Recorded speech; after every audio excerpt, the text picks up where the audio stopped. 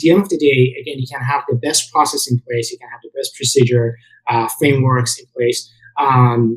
But if the people that are working on your product, if the product managers, if the designers, if the engineers, they're not inspired to work on that product, they're not coming to the office, giving they're giving everything that they have, and they are excited about things they're working on, the company cannot really go far. The product doesn't go far, and we have actually a very high retention rate in terms of employment.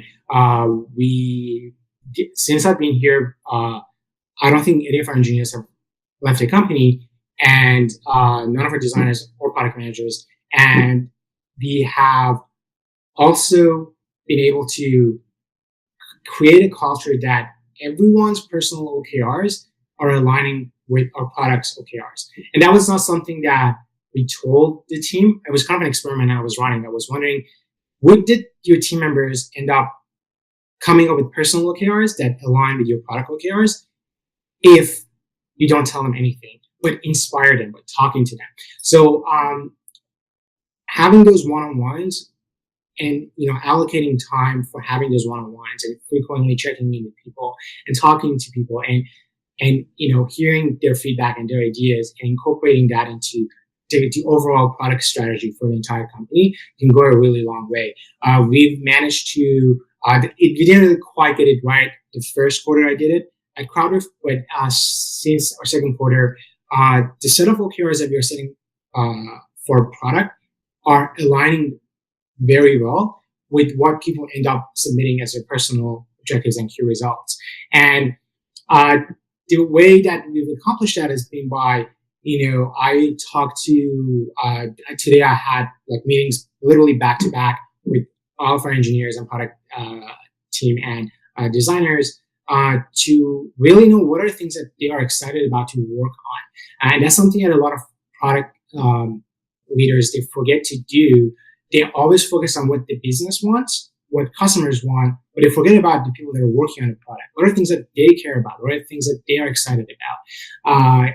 Are the business challenges you're solving, are they exciting to them? Are they, proud of what they're building? And I know initially I didn't also think it was going to work, because I was like, well, just something like some cool technology that engineers want to work on doesn't mean that can create value with that for customers. But what we've managed to do is we've connected the dots. We've allocated time to do things that engineers want to do, but we've done it in a way that we are not, essentially we are not compromising our business objectives. So if our engineering team wants to work on a feature that we don't think has enough business value, we still add it to our backlog, and we find the time to do it when it aligns with one of the other objectives that we have. It's kind of hard to explain it without examples, but essentially the idea is that instead of completely ignoring all these requests, things that your engineers are interested in working on, and just focus on things that bring in revenue or things that increase your retention, it goes a long way when you hear out what your engineers or product managers, designers are interested in and they're excited about, and being able to consider those as you're writing down and finalizing the entire product team's final OKRs for the quarter. So what we've managed to do is, when I sit down with our CEO and CTO, we go through those and we consider those, and we do our best to allocate some of our objectives to be able to do things to bring some of those concerns that our product and engineers have. Can be product debt, can be design debt, can be tech debt.